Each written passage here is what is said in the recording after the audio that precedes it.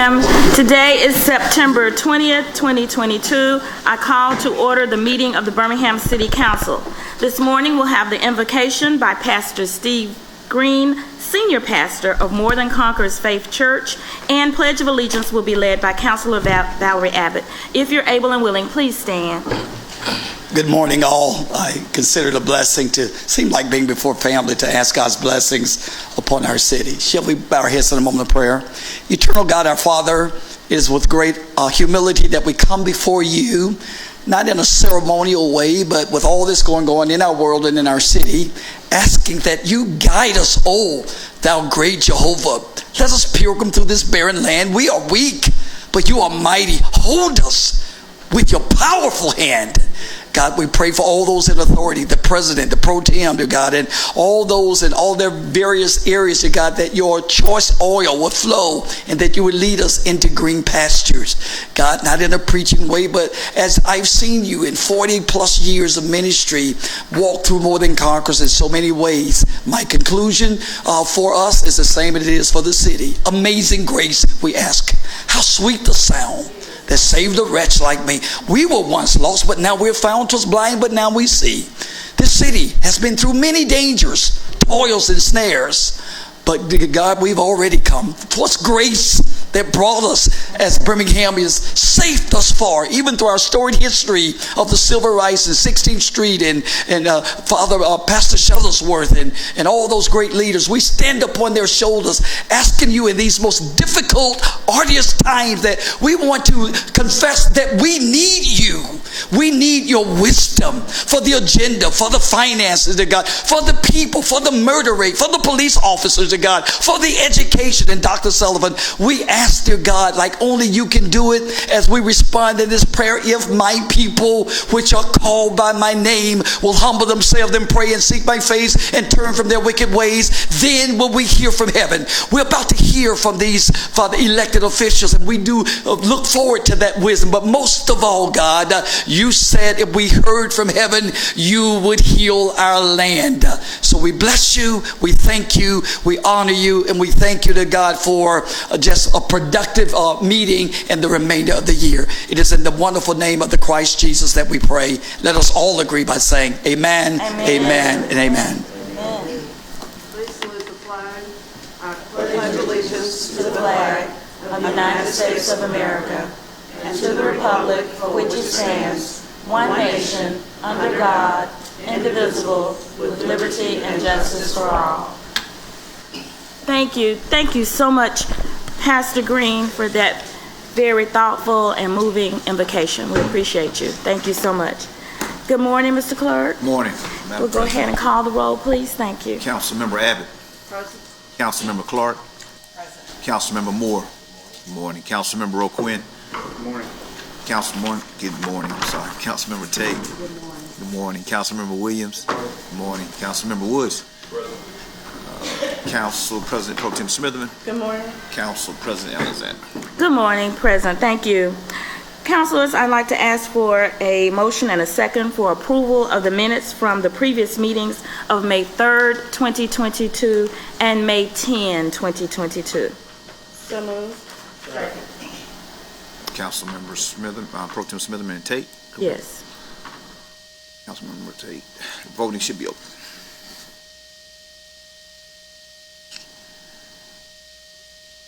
Thank you. That vote should be up. All right, thank you. Those minutes from May 3rd and May 10th, 2022 are approved. The minutes are not ready for May 17th, 2022 through September 13th, 2022.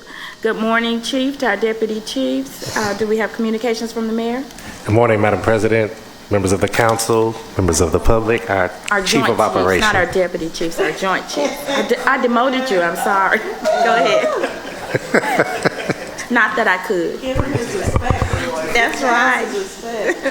It's always good to have some levity moments. Thank you for that, Madam President. It's good to see everybody today.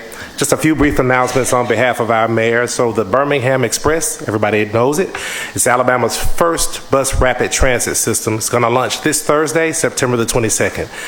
For those who don't know, it will provide rail-like efficiency with the flexibility of a bus and offer fast and reliable service connecting neighborhoods from east to west.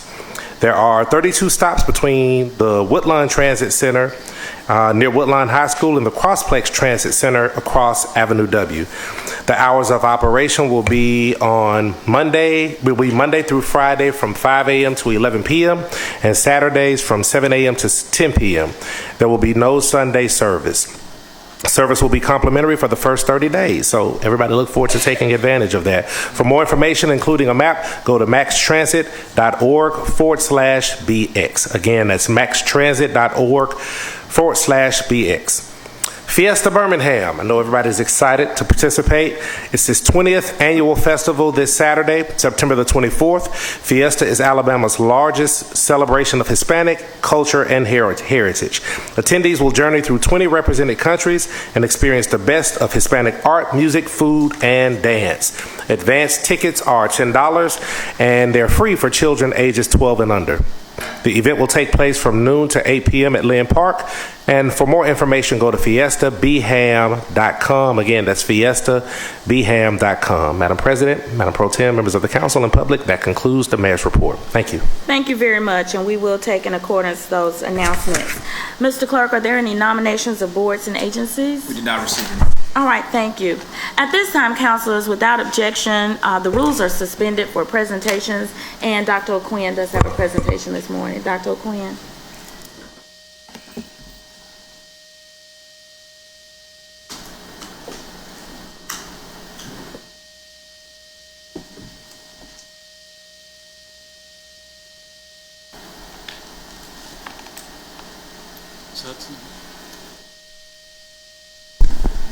Good morning, everyone. Good morning.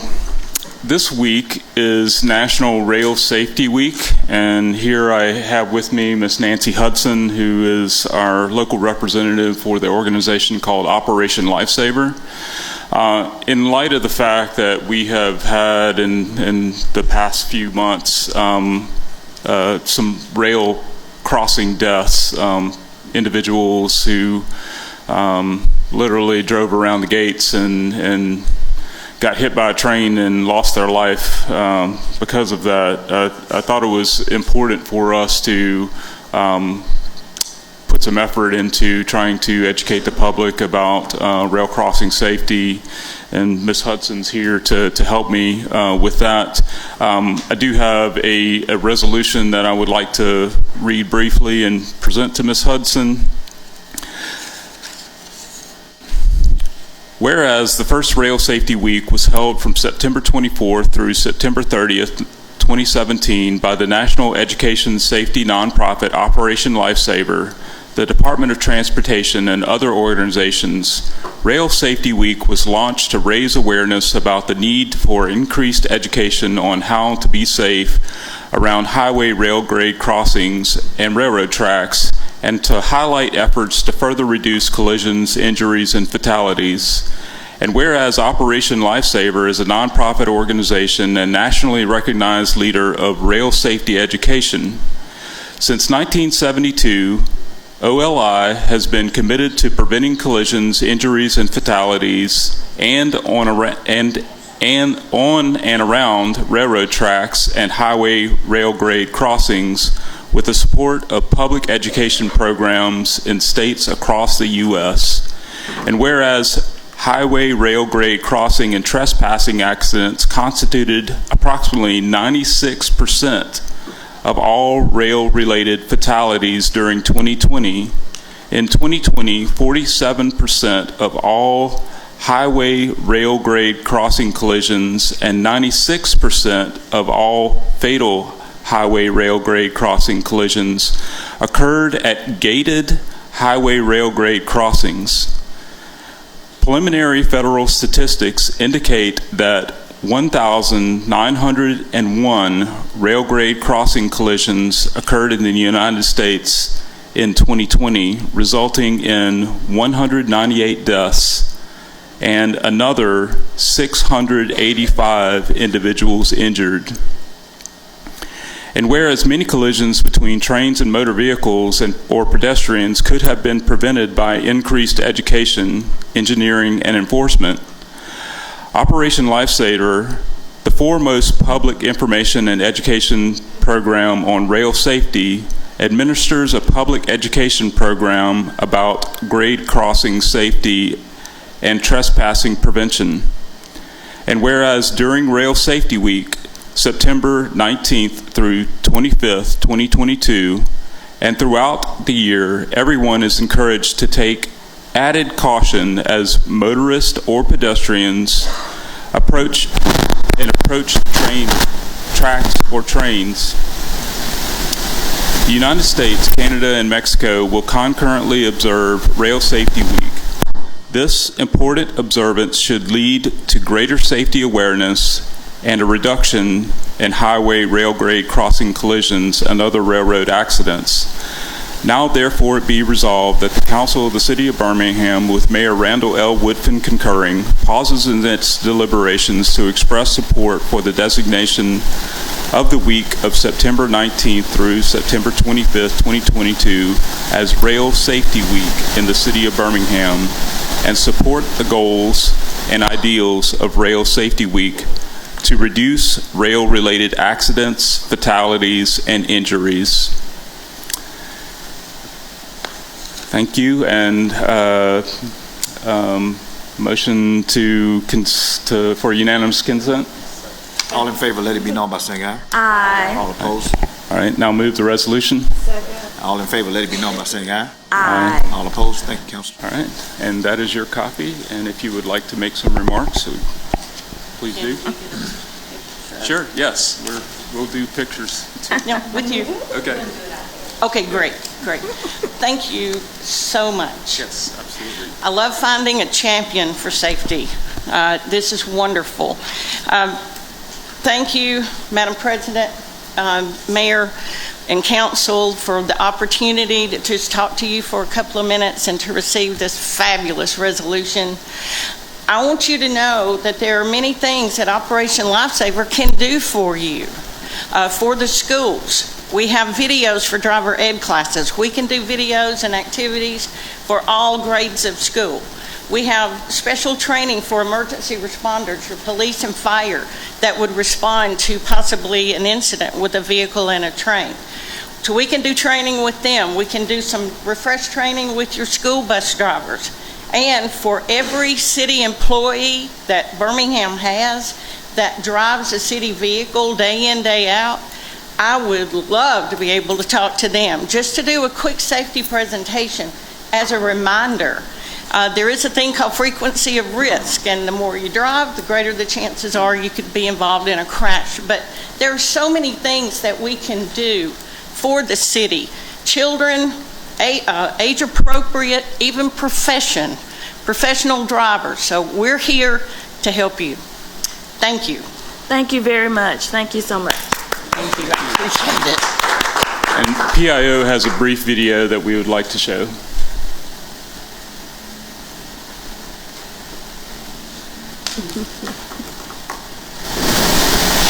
The Magic City came to life because of the railroad. The line was built in 1878 to haul coal from the mines in Pratt City to the steel mills in Birmingham. Now, almost 150 years later, Birmingham's rail corridor remains the busiest in the state, with 60 to 70 trains coming through on a daily basis. In honor of Rail Safety Week, we wanted to share some information so we can stop track tragedies. Did you know it takes a train more than 1 mile to stop? That's roughly 18 football fields. That's important to remember because 95% of rail crossing deaths occur when drivers enter the rail crossing while a train is approaching. Think about it this way. The force of a train hitting your car is the equivalent of your car crushing an aluminum can. It's no contest. Your car weighs roughly 1.5 tons compared to over 6,000 tons of American-made steel going 50 miles an hour. So please stay alert and never try to beat a train. Because, like we said, it's no contest.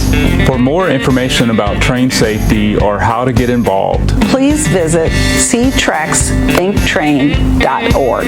Stay safe, Birmingham.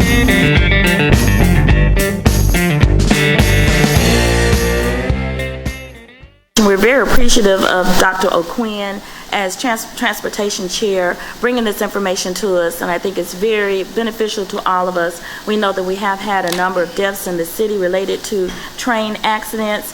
We know that I always get worried with the number of stop trains or block trains we have. People get antsy and want to try to get around those blockages. So please know that we're working as a council to help to alleviate that with certain grants and opportunities we may have coming our way from the National Transportation Department. And so again, we thank you, Dr. O'Quinn. At this time, councilors, Mr. Clerk, we will return back to our agenda, and we'd like the consideration of the consent agenda. If you'll read the consent items for consent. Our consent agenda for today starts on page 3. Item number 4 is on consent. Please also note this item was recommended by the Budget and Finance Committee. Page 4.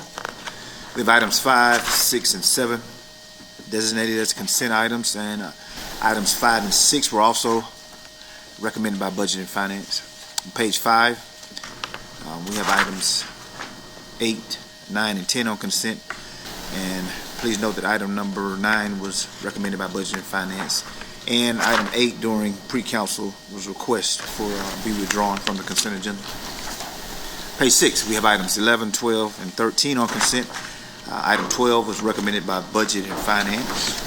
Page 7, we have items 14, 15, and 16 designated as consent items. Page 8, we have items 18, 19, 20, and 21 on consent.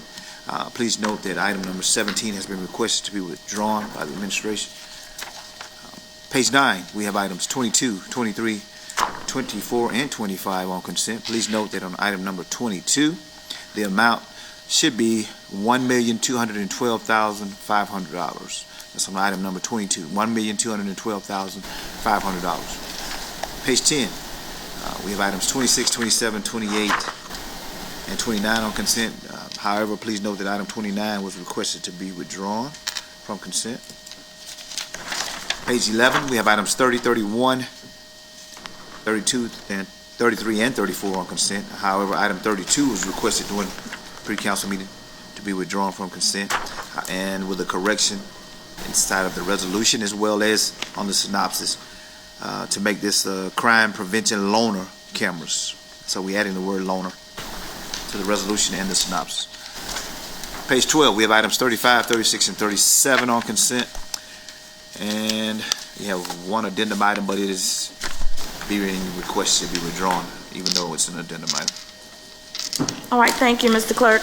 At this time, councilors, are there any items that you'd like to have added or removed from consent? Councilor Moore? And I would like to have item, I want to say number 4 and number 8 removed from consent. Okay, that's item number 4 on page 3, being requested to remove from consent. And what was the other one, Councilor? Number 8. Thank you. And item number 8 on page 5. Any other items, councilors, that you'd like to have added or removed? All items designated as consent are routine and non-controversial and will be approved by one motion. No separate discussion of these items will be permitted unless a council member, the mayor, or citizen interested in a public hearing so requests. If so, such items will revert to its normal place on the agenda order of business. All matters of permanent operation, which are indicated with the P, will be read. All other matters will be announced by reading the item number only. All public hearings will be announced. Councilors, at this time, is there a motion and a second for consideration of those items? Second. Second. All right. Councilmember Abbott and Councilmember Moore for a second. Voting should be open right about now.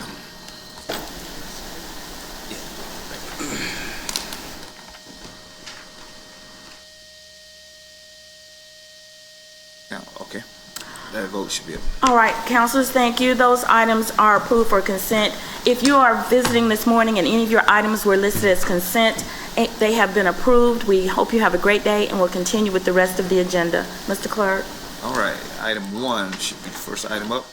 An ordinance approving and authorizing the mayor to execute a contract for the sale and development of real estate between the city of Birmingham and CPS ALI, LLC, on which the city will sell approximately 28.5 57 acres located at 750 Tom Martin Drive and 801 Lakeshore Parkway to CPSALI LLC for a purchase price of $3,250,000, and the property will be developed for use by Consolidated Pipe and Supply Company Incorporated as its corporate headquarters.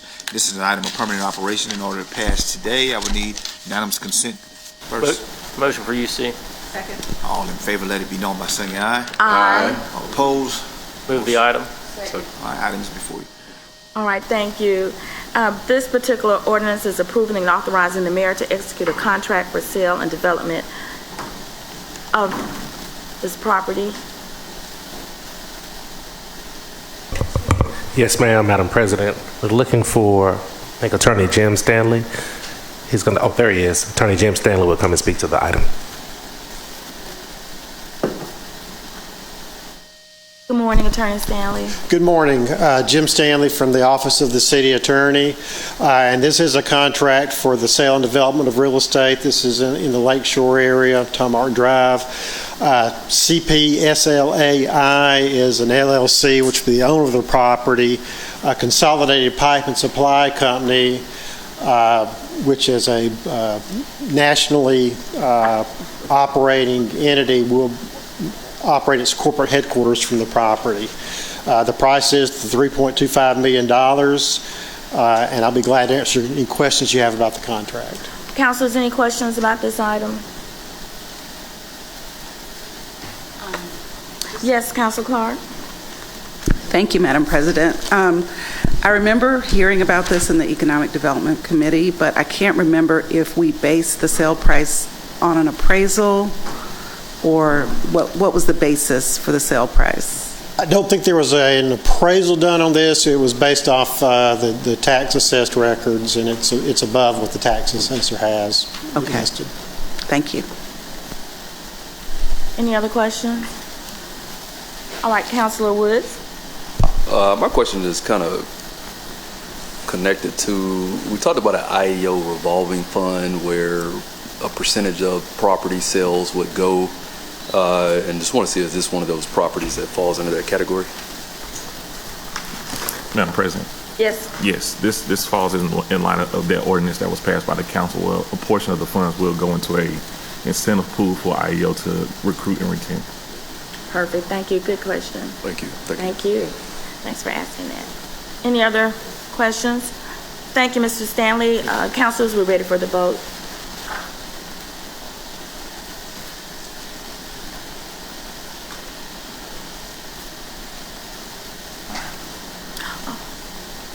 Thank you. Item number 1 passes. We appreciate this. Glad to see you in District 7. Thank you.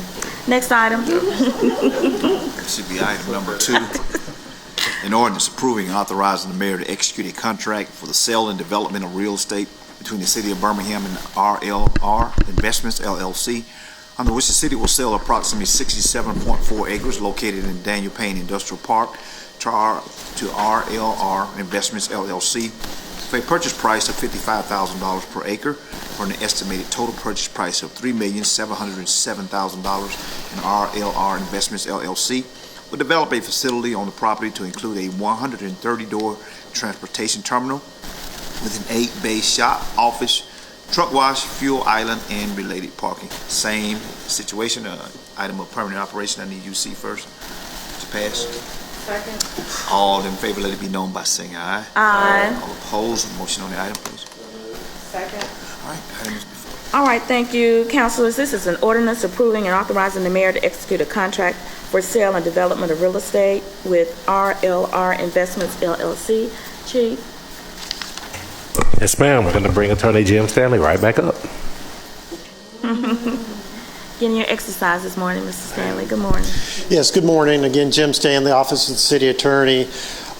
This is a contract for sale of real estate in the Daniel Payne Industrial Park. The price is $55,000 per acre. What we do is have a survey and then create a subdivision of the property. That will determine the actual acreage. and then the price will be finalized at that point. But it's estimated that it'll be $3,707,000 as the purchase price. The development's going to be a transportation terminal. You see the description, I think, in your synopsis, and that's consistent with other uses in the industrial park. Thank you, councilors. Any questions? Councilor Clark. Thank you, Madam President. I just wanted to ask generally about the city's disposition process. I know how the industrial parks work because they are developed specifically to sell for economic development purposes. But, thinking back to my past life, I know we had a process where we would declare a property surplus and check off with different operating areas to make sure the property was not needed for a municipal purpose. For instance, a new jail or whatever. So there was an internal process to declare it surplus, and then we could negotiate with someone who wanted to purchase it, but there was also an opportunity for the public to bid on it. If it had to be advertised, and if someone else wanted to bid from the general public on this property, they could. And I think we always had to have an appraisal, and the offering had to be within 10% of the appraised value. So I'm just wondering what our disposition process is. I know we have an internal property committee, but things have changed, so I'm just curious. What? Yeah, and a lot of that is still in place. There is a property committee. We meet actively on a monthly basis. There are two, Janice Dothert and Kirk Epstein, act as property managers, if you will, and inquiries come in from a number of areas about city-owned property. They're usually routed to one or both of them. Some initial vetting of the property is done to look at, why the city owned it. Was there a particular public use? It typically advances through the property committee, where again it's looked at and vetted again. Recommendations are made to the mayor's office, and then the mayor's office will pass on those recommendations to the council. It's actually the council that makes the actual determination of whether or not it's surplus property. Your ordinances will make a finding that the property is not needed for public or municipal purposes, and that is another word for saying surplus. Typically for the larger properties, appraisals are obtained. For some of the smaller lots, we found that it's more cost effective just to go with the tax assessor's value, because the time you pay for an appraiser, the appraised value is going to be pretty similar to the tax assessed value, and it's just not cost effective to pay more for an appraisal than the difference in the property. Okay. And so that process is still in place. Okay. And does the tax assessor, I know they used to update the value every 3 years. Is that every year? What they do it every year now? Yeah. Okay, so it's probably a lot closer to the market value than it used to be. They've anecdotally been more aggressive, I think, in recent years in how they value the properties. Okay, thank you. Any other questions, councilors? All right, thank you, Mr. Stanley. We're ready for the vote.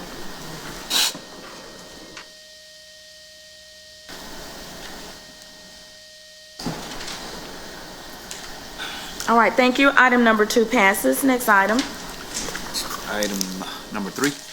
An ordinance pursuant to Section 11-102-1 of the Code of Alabama 1975 authorizing the mayor to execute an interlocal agreement for a term not to exceed 3 years between the city of Birmingham and Jefferson County, Alabama, for the purpose of making certain improvements involving full depth reclamation, resurface, and striping of Sipco Industrial Drive from Daniel Payne Drive to Eaton Road to improve road conditions, the safety of the traveling public in Birmingham, Jefferson County, located within the corporate limits of the city of Birmingham as part of the needed infrastructure improvements. The county will provide through the competitive bid process require material and labor services for the improvements to the roadway. The city of Birmingham will be responsible for paying Jefferson County for the cost of improvements to Sipco Industrial Drive. The cost of the improvements to Sipco Industrial Drive to be paid by the city shall not exceed $250,000. After completion and acceptance, the city shall assume responsibility for future maintenance of the roadway. This is an item of permanent operation. I need UC to pass today. Second. All in favor, let it be known by saying aye. Aye. All opposed? Second. All right, item is before you. All right, thank you. Councilors, this is an ordinance that will give us an agreement with Jefferson County for some paving and road improvements.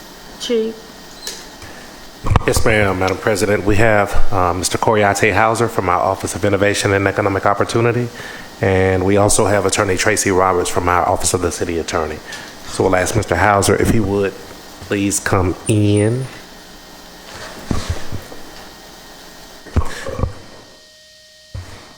Looks like he's accompanied by Mr. Griffin Lassiter as well. Good morning, gentlemen. Good morning. Good morning. Good morning, Council. How are you? Good. So I have Griffin Lassiter here, who's our senior project manager who has been working with Jefferson County on this. But I do want to say before he comes up with some details that this is really tied to economic development and particularly job growth. These two companies will invest quite a bit in that area, and the only thing that they asked the city for was repaving of the street. So typically, it comes with a whole incentive package. They didn't want any of that. They just wanted the services to be repaid. And so Griffin has those numbers on the job investment and everything that's going to happen over there. Thank you, Mr. Lassiter. Good morning. Good morning. Griffin Lassiter, Senior Project Manager in IEO. This came about from Home Depot and Utz, which you'll recall 2 or 3 years ago purchased Golden Flake, putting a 90,000 square foot warehouse at the end of a SIPCO Industrial Boulevard and Egan Drive or Road. The only, as Coriate said, there were no incentives involved, just repaving the road, which was in terrible shape. And also Boyd Brothers, which is an existing company, also joined in the request to repave the road. It took a total rebuild. That's why it's $250,000. It's not just a paving job, but they had to put orange cones in the potholes. They were so rough out there. So Tracy Roberts, Attorney Roberts, negotiated everything with the county and did a great job, and we need to rebuild that road for the use of those warehouses at Boyd Brothers. And one final thing, directly across from the Home Depot and Utz warehouse, there's another prepared site that Graham Company did the deal. Right across the street from there is another prepared site, and we have another company that is actively negotiating for that company. We're talking about 90 jobs, and I don't recall the capital investment they put in, but it was in the millions. Thank you. Councilors, any questions regarding this item? Councilor Tate? Yes, ma'am. Good morning. Good morning. So how many jobs the Utz and the Home Depot is going to bring to that area? Do you Between Home Depot and Utz, it was 90. 90, okay. Yes, ma'am. Thank you. Any other questions? Thank you, Mr. Lassiter. Councilors, we're ready to entertain the vote.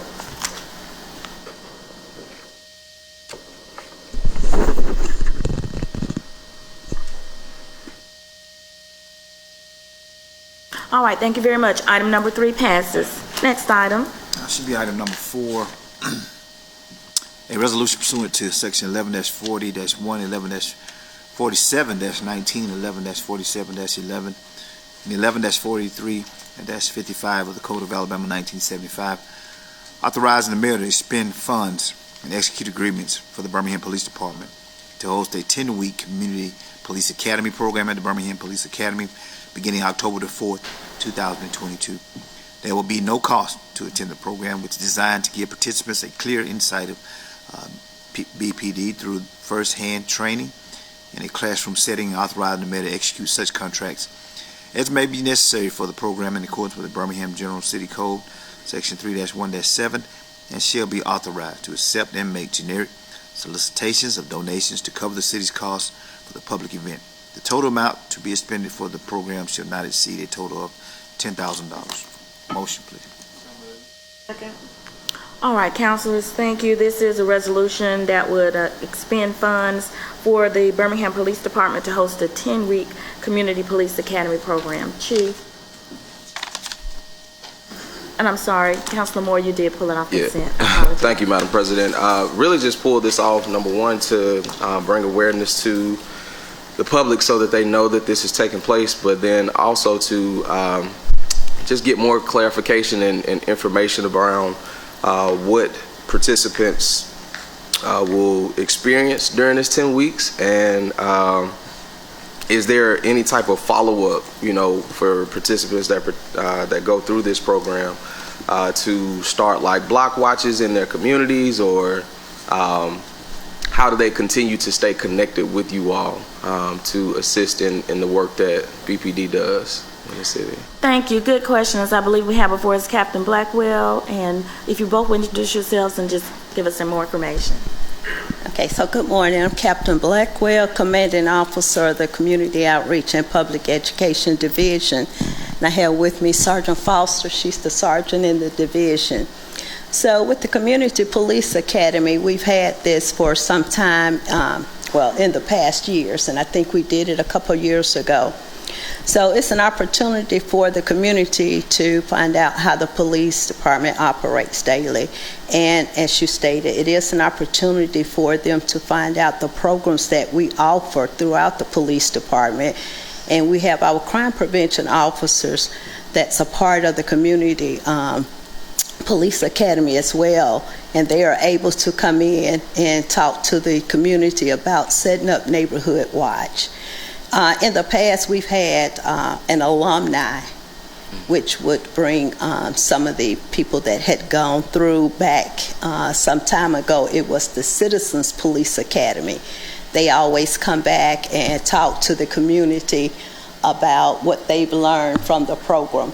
So it is an opportunity for not only the community to learn what we do, but for us to work together to fight crime and to do better in the community. Thank you. Thank you. Thank you very much. Any other questions, councilors? Councilor Williams? No, I just wanted to say good morning to one of my favorite sergeants, Sergeant Foster. I did. It's good to see you this morning, Ms. Foster. All right, thank you. Councilor Tate, and I believe Councilor Moore has a follow-up. Councilor Tate? I just want to thank Captain Blackwell and Sergeant Foster. This is a great opportunity to get the citizens involved and understanding policing, especially, with me retiring from probation and parole, because a lot of people really don't understand those parameters, what the police has, or those different positions that one hold in law enforcement. So thank you all again for engaging the citizens, and hopefully they'll get on board to, play a part in helping us. Thank you. Thank you. Councilor Moore? Yeah, so two last things. One, is this an in-person opportunity for people to show up to participate in this program? And then how many participants are you all actually? Right, it's in person, and it's held every Tuesday from 6 p.m. to 8 p.m. And we're looking to have at least 25 in the class, and all classes will be held at the Birmingham Police Academy, except one Saturday that we do out at the range. And we do demonstrations with the fax machine, which put the citizens in situations. Oftentimes they ask, well, why did the police shoot? So it kind of put them in those situations that police are put in. So it gives them an opportunity to see why something happened. And we also do driver's training. The participants don't actually drive the cars. We have trainers at the range that show them different maneuvers and how police are trained with vehicles. Well, thank you so much for that. I know that I'm looking forward to a lot of people from District 4 applying to be a part of this program so that we can have more folks that are well knowledgeable and involved. So thank you, Madam President. Thank you so much. Councilor Clark? I think we need a mini course for the city council. We just want to get in the cars. And we can do that. We can do that. It really is a nice idea. I do want to thank you all for bringing this program back, or sort of resurrecting it. I know COVID probably had an impact on it. I know I used to talk to individuals who had attended the program. They thought it was very beneficial. And so I just want you to know this is part of our role in wanting to advocate for crime prevention as well as educate our residents. So thank you very much. Councilor Pro Tem.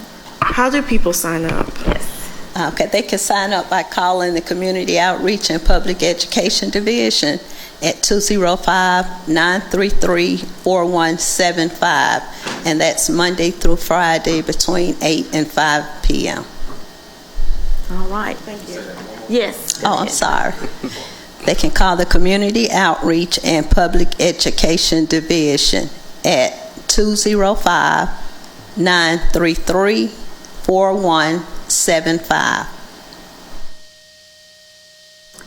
Thank you all very much. All right, thank y'all so much. Councilors have no other questions. We're ready for the vote.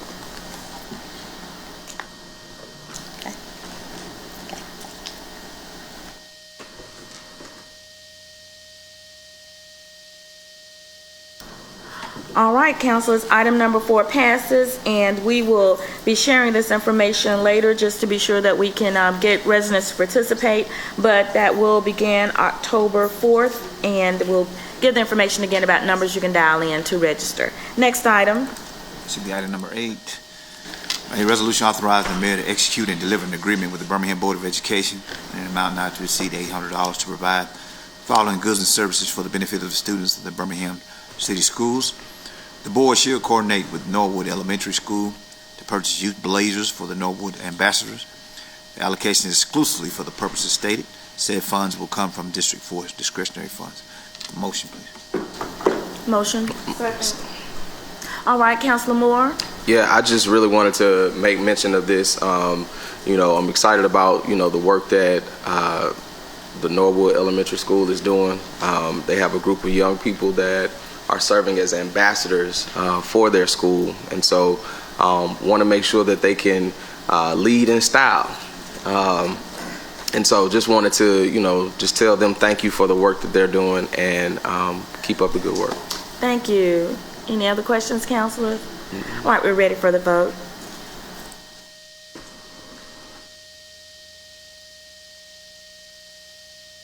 All right, councilors, this item passes. Thank you so much, Councilor Moore, for the support that your office is giving to this, and we'd like an invite over when those they get those blazers, and absolutely, and come over one day. Thank you very much. Next item. All right, as mentioned earlier, 17 has been withdrawn, and looks like we'll go to item 29.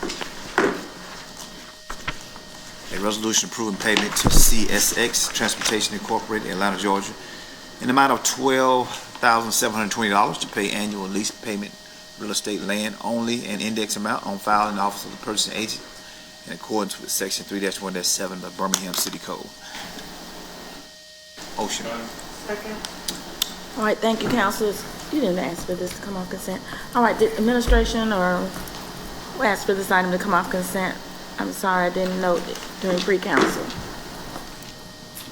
Any questions regarding this item then? All right, councilors, we're ready for the vote.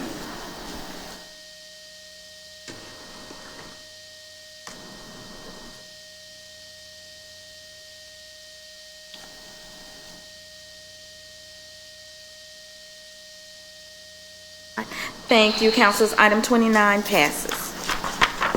All right, should be item 32 next.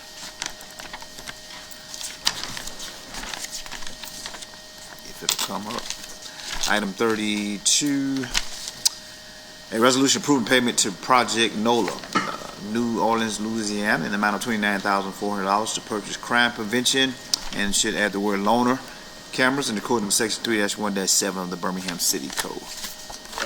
Second. All right, thank you, Councilor Abbott. Thank you. Thank you, Madam President.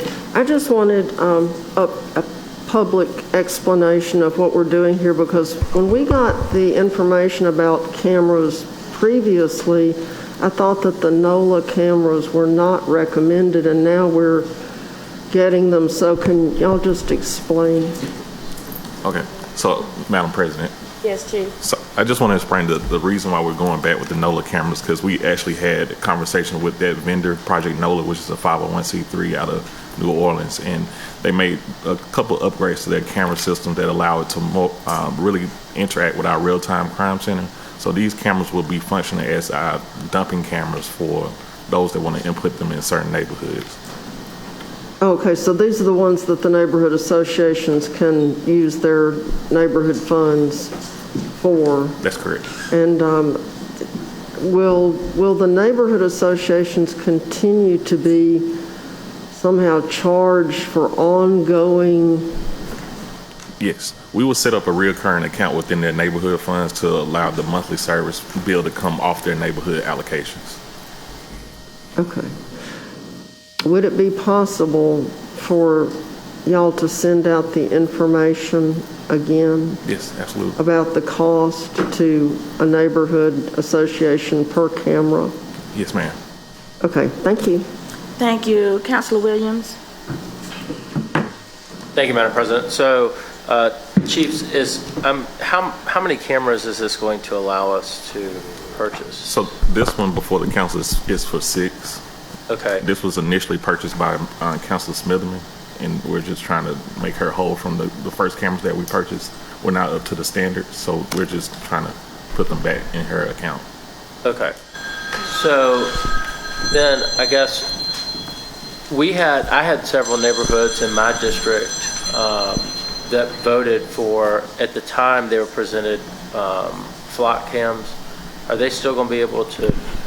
So flock cameras? Madam President, just go ahead. I think at this point we want to be unified in what type of cameras we use, especially when we want them to integrate with the real-time crime center. So these are the ones that we're recommending at this point to make sure that it's all unified and talking with the same system. So I guess my question then is, these are specifically for dumping. The neighborhoods that voted for the flock cameras were more looking at it from a security standpoint. So those cameras will be different. Those are the ones that we are in collaboration with the Alabama Power cameras. But we still had our neighborhood associations vote on them. So we just need to follow up with you because it's a conversation that we have to have with the neighborhood and Alabama Power. Okay, gotcha. Thank you, Mr. Councilor Moore. I think that was the question I was trying to make sure of. The Alabama Power cameras are different than the NOLA cameras. That's okay. And so if we had neighborhoods that have already voted on it, then they'll be receiving those. Yes, we'll do some follow up to make sure. Yes. Okay. We'll just have to coordinate with the CRRs because those requests come from them. Got you. Okay. Madam Pro Tem. I was about to say CRRs aren't even going. Well, that's no conversation. But I know when y'all talk to the neighborhoods, it was only supposed to be per community. Is that still the same? Because I know I had a neighborhood ask about that update about when to purchase them. Yes, it's still per community. Can y'all send us the information or something so we can give them an update? Yes, we'll make sure we get all the information through Ms. Alicia Lumpkin and make sure it's passed down. Thank you. Councilor Clark, did you have a comment? Okay, thank you. All right, councilors, we're ready for the vote. I just want to be sure we're clear because I'm really between the flock cameras versus the NOLA cameras. Just want to be sure. I want to ensure we have clear communication to the neighborhoods that have already purchased them or voted for them, and versus also want to be sure our recommendation is what's best for what we're trying to prevent here or what we're trying to solve. So can you give us some clarity on that? Yes, so we can make certain that the staff members that are assigned to both. So on the flock cameras, again, we want to ensure that, well, let's go back. On the dumping cameras, that's Ms. Alicia Lumpkin and that's Ms. Alice Williams. So the coordination for that will be through your CRRs, and I know some of the concerns around that. However, both Ms. Lumpkin and Ms. Alice Williams runs point for those. So if you ever have any disconnect with the conversation between the CRRs and the administration, those two are the point persons. For the others that the neighborhood associations have voted on, that's a conversation that Chief Mitchell will have with the Alabama Power representatives. I think that's what you all are saying, that some of your neighborhoods have already voted on. So those are two separate things two separate point persons, it still comes back to us, but he will do a follow-up on the ones with regards to the public safety piece, not the dumping part. Does that help? That's helpful. What I feel there's more conversation. We Sure. can consider the item because we need the item to move forward. But I don't know if this is a committee of the whole type thing for Ms. Williams and administration to bring back and be sure that all 9 councilors, we know what we are saying when we go out to our neighborhood meetings, because we want to be sure we're in line as well with what the CRRs, the information they're giving, and what we're trying to elicit from our neighborhoods. Are we good, councilors? So if we could ask for that Sure. from this point? Yes, All right. ma'am, Madam President. Yes. Thank you. All right, Mr. Go ahead. Yes, sir. On this, so if we have a neighborhood or an area in our district where we want one of these cameras, what do we need to do? So that's a follow-up. You can follow up with us, but Ms. Alice Williams and Ms. Alicia Lumpkin are your point persons. That's what I was just asking about, because they had told them about it earlier this year. I don't think they ever got follow-up. Yes, so we can follow up on the specific neighborhood, Councilor Williams, and then we'll connect with those 2 point persons. But for your neighborhood cameras for dumping, those are your 2 point persons. And if there's a breakdown where you don't get follow-up, that's where you can reach back out to Chief Mitchell and myself. So the buck's going to start with you. Yes, ma'am. Definitely need more information. If we could have some type of process or, again, streamlining, and, this council is process-oriented. So if we could just have a process of how we would want to manage this and get this information out. It's important to each of our neighborhoods, and especially those that want to participate in the program. Yes, ma'am. That's fair. Understood. Okay, thank you very much. Right, Councilor, Mr. Clerk, we're ready for the vote.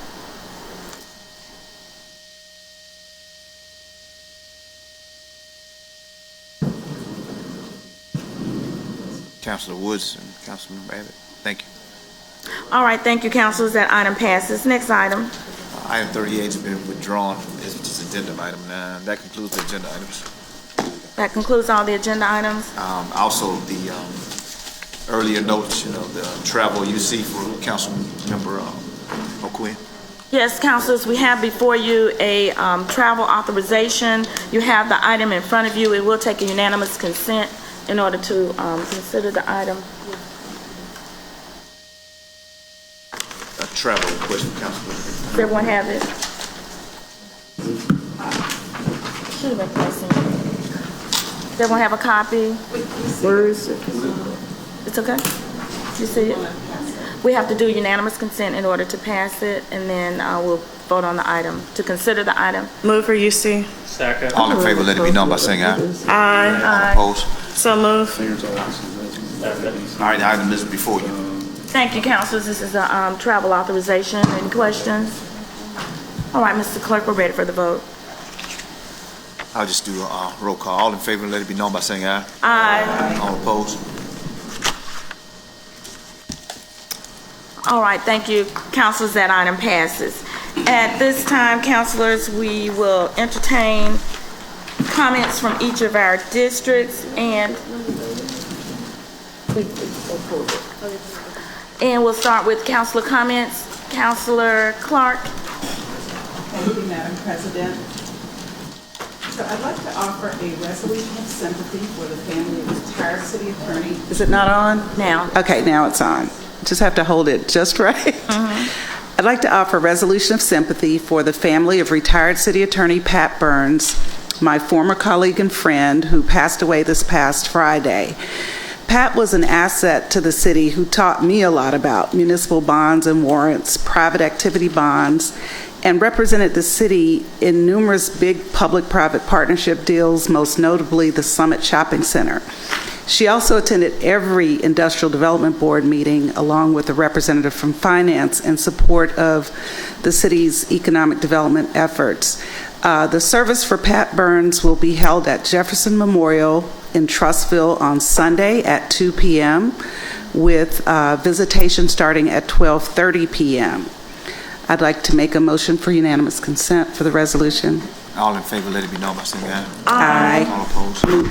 Move the resolution. All in favor, let it be known by saying aye. Aye. All opposed? Thank you. Also, neighborhood meetings in District 8 this week. We'll have the Greymont neighborhood meeting on Wednesday at 4:30 p.m. in person at the Smithfield Library. So please wear your masks and continue to be vigilant as COVID numbers are on the rise. The 5 Points West community will meet via Zoom this Thursday at 6:30 p.m. You can call my office at 254-2304 to get dial-in information. This past Saturday was quite busy in District 8. We started the morning off down in Inslee at the 5K at the Junction, which was a 5K race and a 1-mile fun run with proceeds benefiting Holy Family Elementary School, and it was great fun, a lot of family fun. Jeff, I saw your daughter out there and your family. We had a good time. They really do a great job. It was the 11th annual 5K at the Junction, and each year they pick a different charity to benefit. Then we were... Later in the morning, we were in the Fairview neighborhood with their leadership for a neighborhood cleanup at Fairview Park, which was beautifully, freshly cut and manicured, so we were real happy about that. And we were joined by Milo's. They came out in force, and they really made it a great event. It was Milo's Tea, more than 30 strong, for their World Cleanup Day, and we met some new neighbors in Fairview, and we had some students from UAB. We're really grateful for our ongoing partnership with Keep Birmingham Beautiful, the Black Warrior River Keepers, and United Way Hands On Birmingham. So thanks to everyone who helped us. Also, remember that the Birmingham Park and Rec's family movie nights are still going on through October 13th. They're known as Parks After Dark. It's fun for all ages, and each evening starts with games and prizes at 6 p.m. with movies starting at sunset. This Thursday's Park After Dark will be at Harrison Park Recreation Center, so please come out. It's not in District 8, but we still want you to come out to Harrison Park in District 6, right? Yeah, and enjoy that event. That concludes my remarks. Thank you. Thank you so much. Councilor Moore? Yes, Madam President, thank you. I have completed my video announcements, so they will play at the end of the council meeting. I do want to give a big shout out to Norwood, though. They had a taste of Norwood this weekend, which was really cool. Had a lot of different cuisines and cultural dishes for people to take advantage of, and so it was a great community event. And so, you were there. Good job. Yeah, so just want to give them kudos, and then also wanted to just say happy birthday to my special lady. She's turning 34 today, so happy birthday to you. Yeah, that was the reason why we didn't make the Taste of Norwood. We went out of town to kind of celebrate. So those conclude my announcements. Thank you very much, Councilor Abbott, and happy birthday to your wife, Councilor Abbott. Yes, she's celebrating the 14th anniversary of her 20th birthday. The next Planning and Zoning Committee meeting is scheduled for Wednesday, September 28th at 3:30 p.m. The neighborhood associations that are meeting tonight, 5 Points South neighborhood meets at 6 p.m. at the Highlands United Methodist Church. And the Crestwood South neighborhood will meet next Monday evening at 6:30. Once again, if anyone in District 3 wants to know what's going on, our website, we try to put everything we receive on there. It's www.bhamdistrict3.com. So, Madam President, that is it for me. Thank you. Thank you, Mrs. Abbott. Dr. O'Quinn? Thank you, Madam President. To Chief Sparks and Deputy Chief Mitchell, I just received a notification from the neighborhood president for Crestwood North that the bulk trash that was scheduled for pickup yesterday did not occur. So we'll forward that correspondence to you all. I did hear Council President and I heard Director Yates speak about all of the new equipment that Public Works is going to be receiving before year's end, and hopefully that will go a long ways to addressing some of the delays that we've been experiencing. So I'll get that correspondence to you. I want to say happy homecoming week to our Birmingham City Schools. I'm delighted that I've been invited to participate in both Phillips and Parker High School homecoming, so that'll be a new thing for me. So it should be fun, though. Once again, I want to remind you all that this is National Rail Safety Week. Thank you to my colleagues who are wearing red this morning in recognition of that. Related, I want to remind folks that today there are 2 public input meetings, or public info sessions, rather. The first is today from noon to 2 at the Harris Homes Public Housing Community at their community center over in Oak Ridge Park. And there's a second session at Social Venture in Woodlawn from 3 to 7.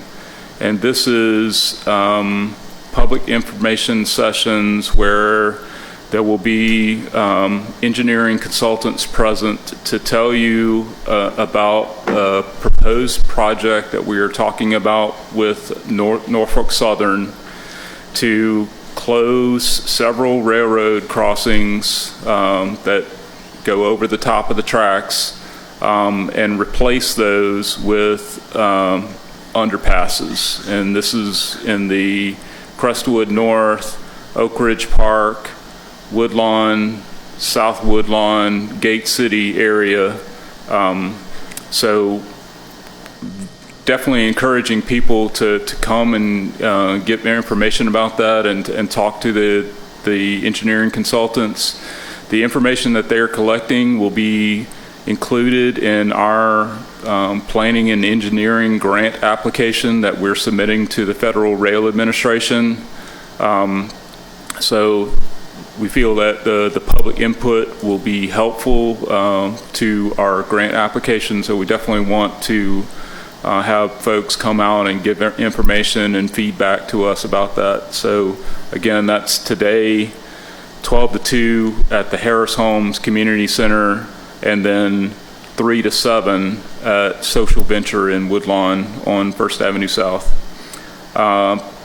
Central City Neighborhood Association meets tonight at the Birmingham Central Library at 6 o'clock. Wahoma is also having a movie in the park on Saturday at Wahoma Park. I believe that starts roughly at dusk. Let me check to make sure. Yes, and Southeast Lake will meet on Monday. Crestwood North meets on Tuesday. For any information about that, feel free to contact my office. One additional note, I was told that Miss Tiffany Osborne is here and wanted to, she missed the speaker sign-up list, so she wanted to speak briefly to tell us about Harlem in the Ham, which is a Minority Health Research Center fundraiser that's going to be at the Museum of Art this Saturday. Yes, so this is a sneak peek. Thank you so much. I appreciate the privilege and the honor to be able to come before you this morning, and my apologies for not following protocol directly. But I did want to just share that we are the UAB Minority Health and Health Equity Research Center. We're celebrating 20 years this year, and we're coming back with a bang after COVID, celebrating a month long of activities and events. And one of of them is Harlem in the Ham, as for the reason I have my garb on this morning, and so wanted to share with you. We have a Young Professionals Board who has taken on the mission of one of the missions of the MHERC in helping to combat childhood obesity. And one of those initiatives is called Healthy Happy Kids. Some of you may be aware of it. Councilor Moore, we've implemented in your district, and Councilor Clark, I think we have in yours. I know we have in Councilor Smitherman's district. And this is an after-school program that has been going on for many, many years now. And what we do is we go into an after-school setting and we teach the children about healthy snack options, and we also teach them very simple, basic exercises that they can do in their backyard. One of the missions of the MHERC is to work to create health equity for all and eliminate barriers that keep people from living their best health. And so we would be remiss to tell individuals that you need to exercise regularly and not give them the tools with which to be successful. So at the culmination of the 8-week implementation, the students get a ball like this, and so hopefully they can continue to play in their backyards with their siblings or their friends. They also get this wonderful backpack that has a Frisbee. It has a t-shirt, apron, chef's hat, as well as recipe cards and a jump rope so that they can stay physically active. And we hope that these are habits that will stay with them and may even encourage their parents to come out and exercise with them. But unapologetically, programs and services like this do take funds. And so the YP board has taken it upon themselves to make this their mission. And so Harlem in the Ham is their signature event where they fundraise to be able to make this possible. And so again, it is going to be September 24th at 7:30 at the Birmingham Museum of Art. And tickets are on sale. There are VIP options still available. We'd love to see you come out and dress in your favorite Harlem attire. It's going to be a fun evening. As I mentioned, we have had to have it on pause for a while because of COVID, but we're bringing it back. And it's going to be a really fun night. We'll have casino options and just a fun night and supporting such an amazing cause. And these are some of our Birmingham City school children who have been impacted over the many years that we've been able to implement Healthy Happy Kids. So thank you again so much for this opportunity. Do you have any questions for me this morning? Thank you. Okay. I'll have to bring my zoot suit to. That's right. That's absolutely right. Zoot yes. suit to the cleaners. That's right. You've got a week to do that. Yeah. All right. Thank you so much, Councilor. Thank you. Finally, I just want to say thank you, point out to a couple of my colleagues and say thank you. Yesterday, Jimmy Hale Mission had a lease burning. They now own the old Thomas School free and clear. And they showed one of the groundbreaking picture, and when you know, there's Valerie Abbott and Carol Clark, who was then the Director of Economic Development for the City of Birmingham. So I'm deeply grateful. We're all deeply grateful for the work that Jimmy Hale Mission does in helping people restore their lives. But also that, it was an important historic preservation project. Thomas School has, a deep, rich history, and it's great that that building was able to be saved. So thank you. Thank you, Dr. O'Quinn. Councilor Williams. Thank you, Madam President. Roebuck Springs neighborhood will be having a makeup meeting tonight at 7 o'clock at New Beginnings Church, which is their regular location. South Eastlake will be meeting this upcoming, Monday, September 26th at 6 at South Eastlake United Methodist Church, and Crestwood South will be meeting at 6:30 the same day at Crestwood Tavern. As Chief Sparks mentioned, this Saturday is Fiesta. My office is happy to sponsor Fiesta, which is the largest celebration of Hispanic culture and heritage that will be right here outside of our front doors at Lynn Park from noon to 8 p.m. And as Chief said, tickets are available at beham.com. So that is all I have. Thank you very much. Councilor Tate? Thank you, Madam President. Evergreen neighborhood will meet tonight at 6 p.m. Conference call, the number is 952-206-4918. Access code is 223418.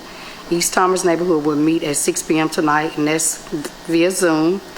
Smithfield Estates neighborhood will meet tonight on the conference call, and that's 605-472-5447. The access code is 558467. Indian Ridge will meet Thursday, September the 22nd, and they also will meet on Zoom.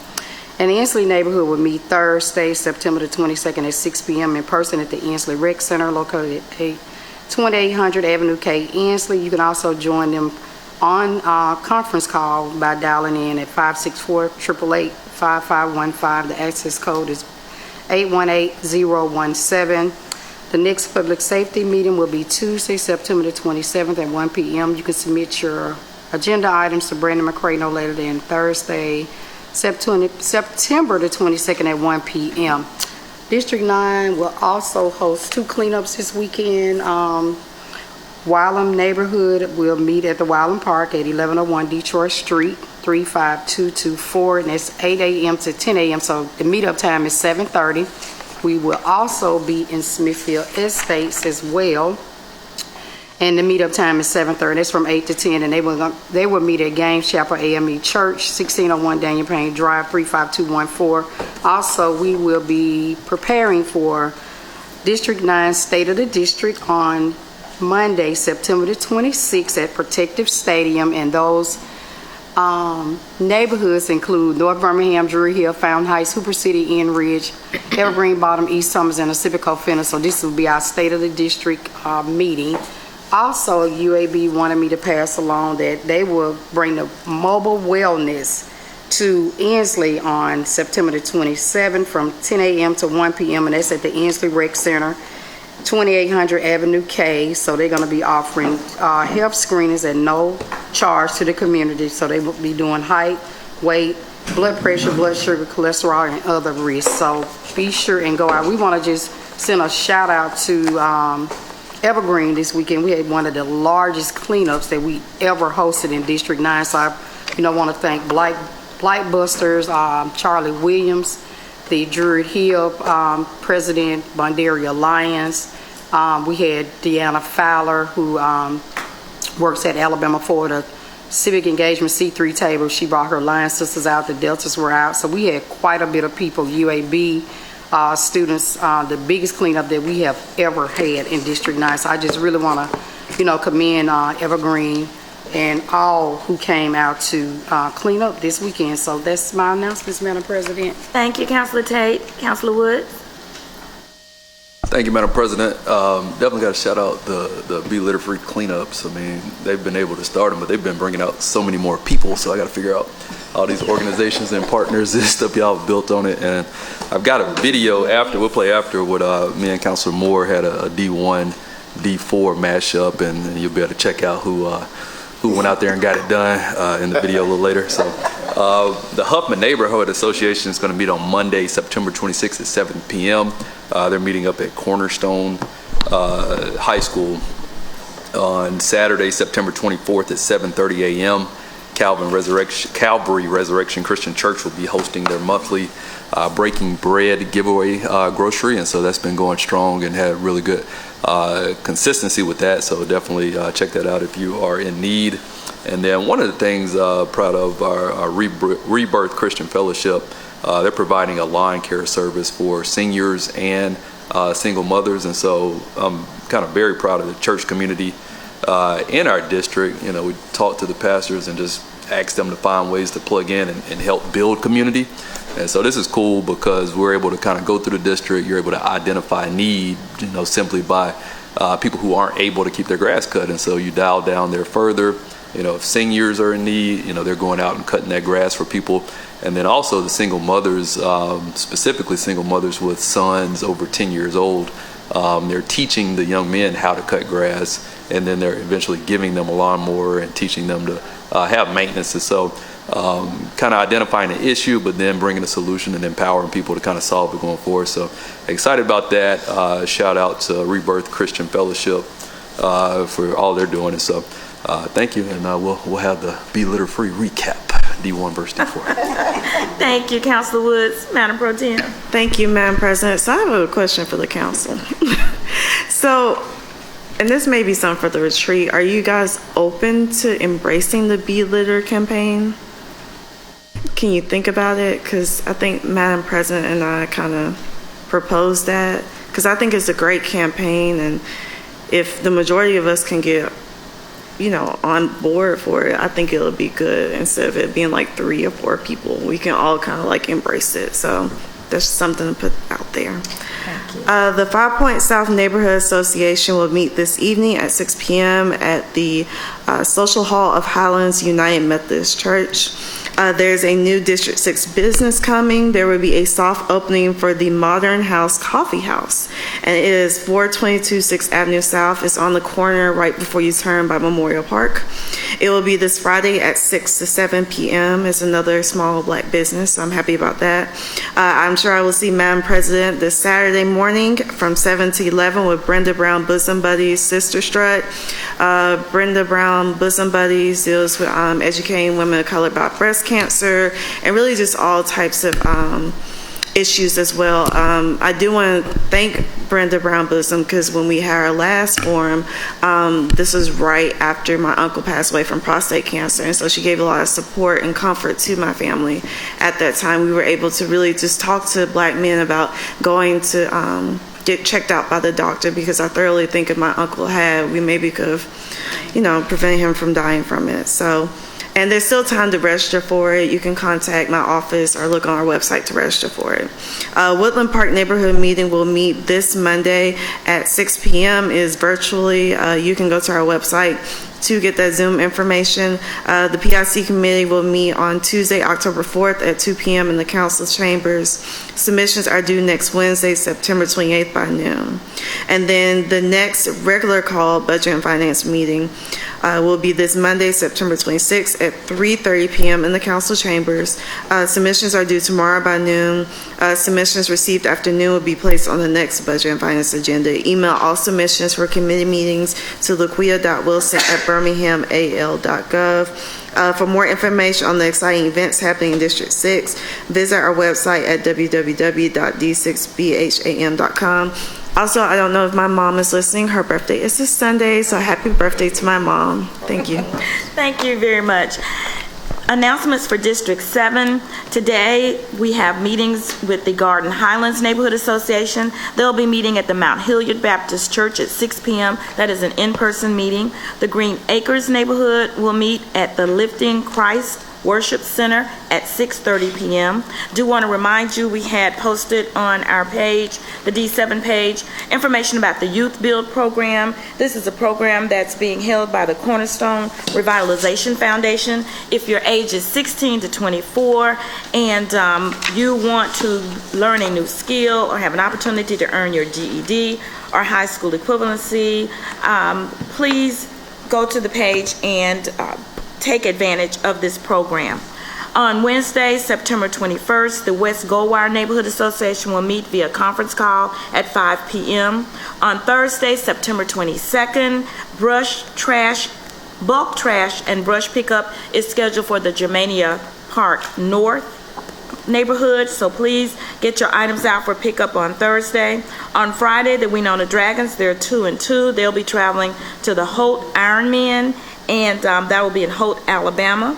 On Saturday, September 24th, as Madam Pro Tem has already stated, there's the Brenda's Brown Bosom program that will be held at Legion Field from 7 to 11. We have a few cleanups in District 7 going on Saturday as well. The Germania Park neighborhood will host a cleanup from 9 a.m. to 11 p.m. and they will meet at the South Park Baptist Church, that's 2341 Pearson Avenue, at 8:30 p.m.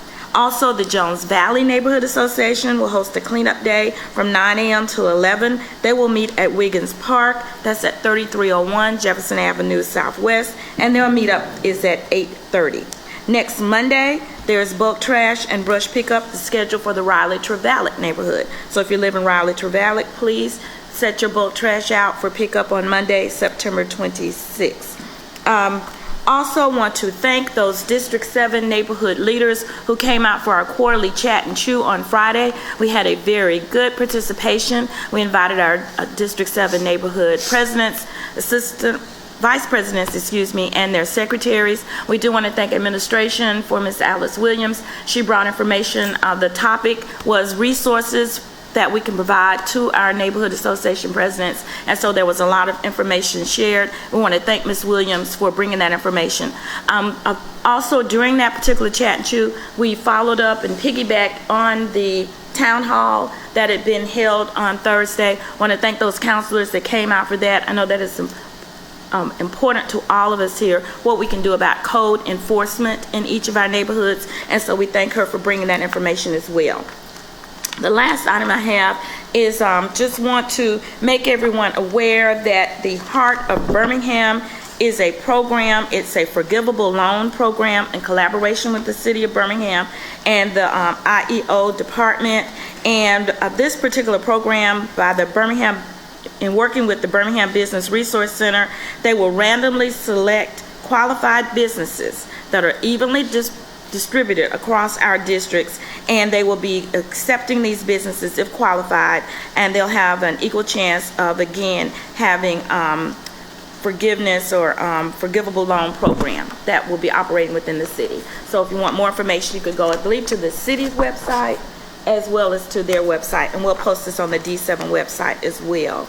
Those are in my announcements for District 7. And Councilor Pro Tem? I forgot to say is Ramsey High School's Alumni Week, so hopefully I see Counselor Clark and Chief Mitchell at the picnic on Saturday.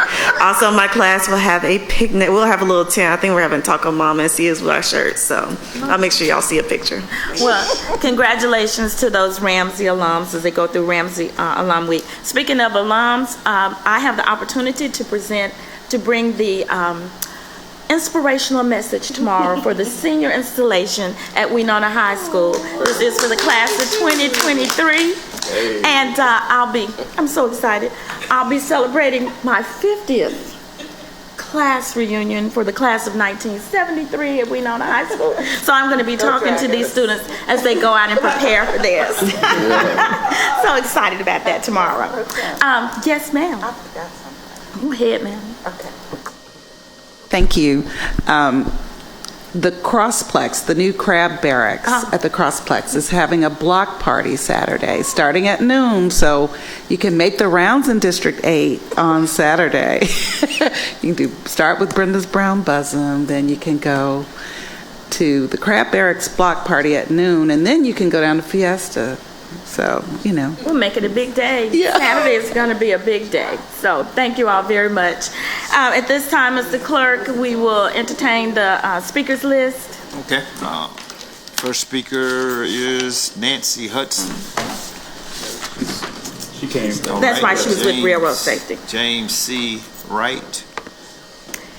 And we have two speakers that wanted to speak for this, Olivia Pierce and James C. Wright. So, one of you want to speak on this for us? I think we're both wanting to speak. There's a bit to cover. Good morning, Council. You have 3 minutes. Yes, ma'am. We're here to ask you to help us save the last two free, publicly available tennis courts in the city of Birmingham. They're at Crestwood Park, between Crestwood North and South. There were 3. A little over a year ago, there was an effort by the pickleball community that pushed through the Parks and Rec Board and converted one of those 3 courts into 4 pickleball courts. In the midst of that, the plan that they had originally submitted for approval was asked to have some design changes, some considerations that Parks and Rec Board had, and when they came back with those fixed, they came back and kind of halfway through the approval process changed it from removing 1 tennis court for 4 pickleball courts to removing 2 of the tennis courts for 6 pickleball courts. With some on-record hesitation, the Parks and Rec Board approved that. They had gotten approval from the neighborhood association presidents, but those meetings that took place where those votes were did not have sign-in sheets. They did not have records of numbers votes to and from. There's no proof of funding for the next 2 pickleball courts that are coming. They're actually still working on the funding for that. There's no proof of there's no proof of contract. The construction that happened, as far as we're aware from everything that we can find and pull in public documentation, did not come through City Hall. Business licensing, contract approval, it seems like from what we can find that the Parks and Rec Board approved it, they raised their money, they hired their people, and then they did the construction. And now they're pushing to take one of the remaining 2 tennis courts away for the space of 2 more courts. Since that initial Parks and Rec approval, 10 free pickleball courts publicly available were constructed down at City Walk. Originally, when this plan was approved, there were none in the city. So they went from asking for 4 to asking for 6 to having 14, and now still are trying to push for 2 more. The 2 tennis courts that we have, they are, like I said, the last 2 publicly available free tennis courts in the entire city. George Ward and Inslee both have public tennis centers, but they're ran by a nonprofit and require a fee to get into. All other tennis courts in the city are privately owned by school spaces, UAB, Altamont, places like that, or community centers like the JCC. Their big push and what they sold the Parks and Rec Board on was that the lack of pickleball courts for the community basically created a large wait and a higher demand than there was supply. As somebody who, my family, my 2 little girls goes up there on a regular basis, 3 to 5 days a week, somewhere around 4:30, and typically stay for an hour, hour and a half. Not only do we see those 2 tennis courts regularly full with weights, it got to the point where we had to we had to use our kids' tiny tennis rackets to play short-range tennis on the empty pickleball courts while we're waiting sometimes, just so that we have somewhere to go. So what we would like is for the City Council to please help us save those 2 courts. We've been to the Parks and Rec Committee. We've given similar proposals and pleas to them. They declined to reconsider the approved amendment, or to reconsider and amend the current approval. Despite some advocation on our behalf from one of the committee chairs and Parks and Rec Board's meetings. As you know, one court, one field, one whatever is never going to be enough for any sport. So again, just please help us save them, because losing it's going to kill the entire community to lose one of those 2. Thank you, Mr. Wright. Next. Yes, we'll go ahead. William R. Muhammad. If you will, we'll go ahead and let Ms. Pierce. Okay. Olivia Pierce. All right. Good morning, everyone. So I am also here with Cody, speaking on behalf of the Crestwood Park Tennis Community. I'm also the Crestwood North Neighborhood Association Secretary, and I'm a tennis player. I've played tennis my entire life. My whole family played tennis growing up. So one of the reasons I purchased my home in Crestwood North was because of these 2 tennis courts down the street. I walk out of my house and go down to the street and play tennis there. So to possibly see us losing one of those courts would be absolutely devastating. And as Cody mentioned, we have brought this to the Parks and Rec Board. We have over 250 comments from the Crestwood neighborhood stating that they do not want these courts to be removed, or this court to be removed. And those comments, to our knowledge, have not been reviewed by the Parks and Rec Board. They have a lot of anecdotal evidence. There are community members, there are families who use these courts, and they really, really want to keep 2 courts, because if you think about it, any sort of court, like Cody said, or any sport that uses courts, you can't just have one. Like if I, get my balls and I walk all the way down there, or if someone drives from a different part of the city to go over there and there's one court and someone just got on that court, I mean, do you really want to wait an hour and a half to watch them play a game? If you have 2 courts, you can say, oh, this person just got here, this person, has 20 minutes left, okay, I'll wait. So we argue it's really just not a very good use of that space to only have 1 court, and because, like we said, there are 10 new pickleball courts, we have seen a significant decrease in the use of the Crestwood pickleball courts since the City Walk ones opened. It's not to say that they don't get used, but that's not to say that the tennis courts don't get used. We also see that the Parks and Rec Board did not conduct any sort of parking evaluation. There's not adequate parking at Crestwood Park. Quinn knows, he lives in the neighborhood. You come around the curve when there's cars parked on both sides, because there's so much traffic, it's dangerous. You have to fully back your car up and then let the car that's coming through come through. Crestwood Park cannot accommodate more pickleball players. It can't accommodate more players of anything. So that's why we advocate for you all to help us keep these tennis courts as they are. Thank you, Ms. Pierce. Thank you. Councilor Clark. Yeah, I just want to thank you for, bringing your concerns forward. I do serve on the park board, and I know that we've had a few hearings with tennis players at park board meetings, and then more recently at a committee meeting. While I was traveling, so I could not be there. My understanding is that your concerns have been considered, but the decision was upheld.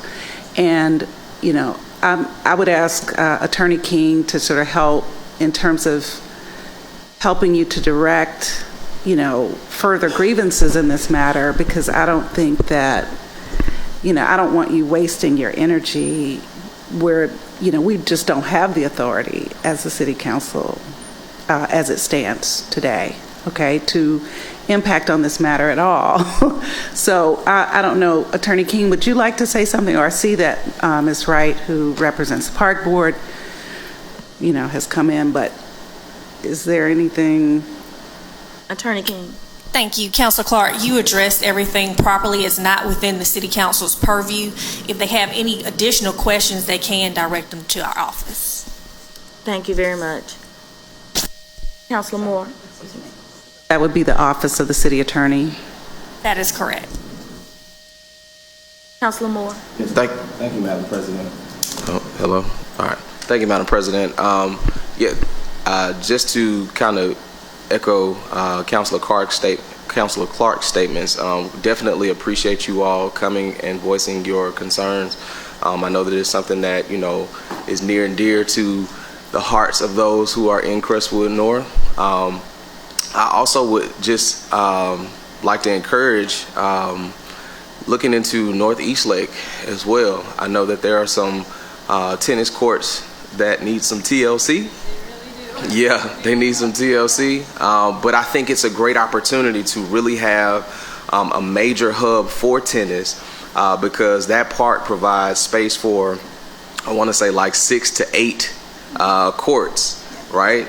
And it would be an opportunity to just really completely transform that sport and to really engage some young folks and some people that may not be as, familiar with tennis, and I think that it's definitely a sport that really needs to be highlighted. I know that everybody kind of watched recently that Serena Williams just retired, and so it's a lot of people that have really started to just start watching tennis and really getting into it, and so I think it's a great opportunity and a great time to just kind of revive that sport, and so I would, like I said, just advocate for North Eastlake being a place where folks could find roots and really transform that park. Thank you. Councilor O'Quinn. Yeah, I just wanted to say that I did speak with Director Edens this past week, and she confirmed what Councilor Clark reported regarding the board's decision. I also, talked to her about Eastlake Park and the tennis facilities there. They're actually, with some TLC, they actually be far superior to what's available at Crestwood Park because there's more courts, there's lights already there, and there's actually a building that could accommodate, other services. I committed to her that I would like to assist in getting the Eastlake Park tennis courts refurbished. So she's going to be developing, getting some information gathered up on that so that, we can consider that. Thank you, Councilor Pro Tem. And I was just going, I'm sorry. And I was just going to say, likewise, that definitely is something that, our office has committed to pursuing, making sure that we revive that space, seeing as how there's a lot of attention and a lot of need in that area. So, thank you. Councilor Williams. Thank you, Madam President. Ms. Clark and you might not know off the top of your head, Valerie might know too, but because it's in her district, but is Highland still, are there tennis courts still operating? Yes, but it's not free to the public. And so You have to be a member of the Highland Golf Club. yeah. And I was thinking Roebuck Hawkins, but I don't know. I know the golf is privately managed, but I don't think the tennis is well utilized. But I don't happen to know the status off the top of my head. I think their courts need some They need some TLC, but I think they're public courts. Yeah, and also on the east side. So there seems to, and then Bradford Park Tennis Center, that one requires membership. Either membership or you have to pay on entry. Same as George Ward and Inslee. Obviously, there's some in other parks that are in the metro area, but they're not in Birmingham. There's Oak Mountain. But between Roebuck Hawkins, East Lake, and Northeast Lake, I mean, those are all free and open to the public. They may need some investment, though. They're just not usable, so you can't pay on them. What does Highlands cost? $5? And one of the concerns that we brought up was that if you go to the community pages for the community that's advocating for the continued destruction of these tennis courts, instead of building new on some of these facilities you're mentioning. Come to the mic. Can't hear Come you. to the mic, please. Instead of these other pickleball courts that they're wanting, going to these places that are in disrepair and unusable and just building their new facilities that they're already planning on spending money on there, they're looking at destroying good, healthy facilities so that even more money has to be spent somewhere else. But not only that, if you go to the community, some of the community pages for the people who are organizing this and some of the main proponents of this, you can find that the primary leaders in this pickleball community that are pushing for this have and own businesses across multiple cities who make the majority of their money on selling retail pickleball equipment and private coaching lessons.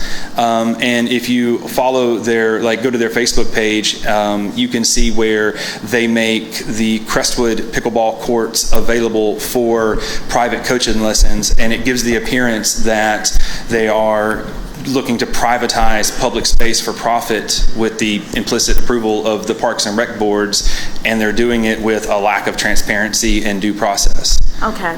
Thank you very much. Madam Attorney. Yes, I can have Attorney Wright to speak to some of the elements you just mentioned.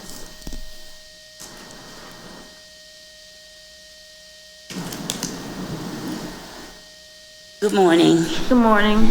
Let's speak to the use of... Attorney Wright, would you just introduce yourself? Yes.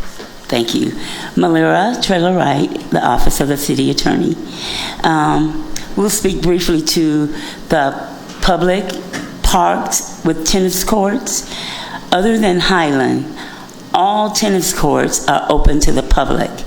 There are times when the manager of the tennis court in Inslee is used by a private entity. Other than that, the courts at George Ward and the other parks are open to the public. The privatization of the Crestwood Park, that is not the direction in which the park board is going. They're not attempting to privatize any tennis courts or pickleball courts within the city. We wouldn't do that without the leadership knowledge and input. Thank you very much. Mm-hmm. Thank you, Attorney. Mm-hmm. Thank you very much. We'll go to the next speaker. William R. Muhammad. I'm sorry. Excuse me for... No, I just want to say Memorial Park has tennis courts, so that's not correct. And they're going to make sure they tighten them up. And that's really not a far drive. So while we're trying to deal with this part and we just got the lights fixed, I will offer up Memorial Park to play at it. and it's really safe, and we've improved it too. Good morning, Mr. Muhammad. Good morning, City Council.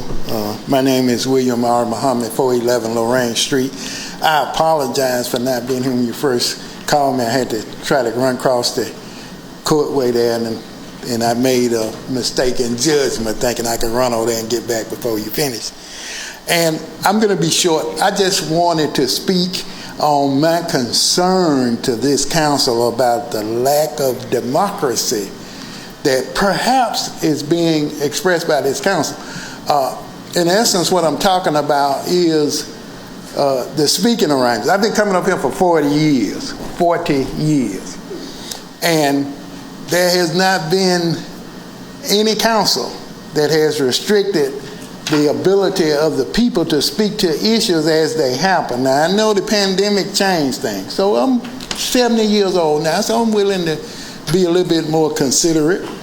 And so also I've been reading about the talk about changing the neighborhood associations. And I know that for years the neighborhood associations have not been as robust and active as they should have been. But I would just like to suggest, let's give some more thought to these things before we do them without the input of the citizens, please. The neighborhood associations, I could pretty much say, maybe I shouldn't say, but too old to stop saying now, is that I think that every mayor since Mayor Arrington has worked to really discourage neighborhood associations. And I've been here 40 years, so that's my opinion, but I think I can say that. So let's look at what we can do to encourage people to get involved, not say let's come up with something new, unless something new is the better thing. But I'm really concerned about the speaking, because the day when I came up, I heard Miss Lanford, who is a dear and beautiful soul, say to one person, is there something on the agenda you want to speak to? And I said, how can we do that when we only allowed to speak on certain weeks? What if it's something on the agenda that week that needs to be spoken to, and I got to wait till y'all done did something about it? So just give us some concern, and also, like I said, let's get information on what we do. That's just my concern. Thank you. Thank you, Mr. Muhammad. We appreciate you bringing that item before us. I just want to say, as council president, I do want to remind everyone of we do have ordinances and codes that relate to the speakers list and how speakers address the city council. It is a business meeting. One of the things when you come to address the city council during the city council meeting, you are to be speaking to an item number that's on the agenda. We will look at the administration committee will meet next week at 2 o'clock, and one of the items on the agenda will be to just look at what our ordinance, how our ordinance relates to conducting business when it comes to the speakers list. So we appreciate you bringing that up. As far as the CAB, I do just want to remind everyone, all news, everything you read on Facebook and certain websites are not always factual. As far as any reference to CAB, there were some comments that were posted where comments were made on the dais last week during council meeting. That does not necessarily relate to making changes. It was opinions that were offered by councilors. So this council is not entertaining any of what may have been headlines or posted on social media or certain news sites. Councilor Quinn and I did meet. We came last night and met with the CAB. One of the actions that the CAB is taking, they're making amendments to the CP plan that they will vote on, and then that is how they want to encourage community engagement and how they want to look at and make that system more robust. So that is in the hands of the CAB with the CP plan. Next speaker. Leslie Riddick. Leslie Riddick. Okay. Marcella Stevenson. Yes, thank you. Good morning, Ms. Stevenson.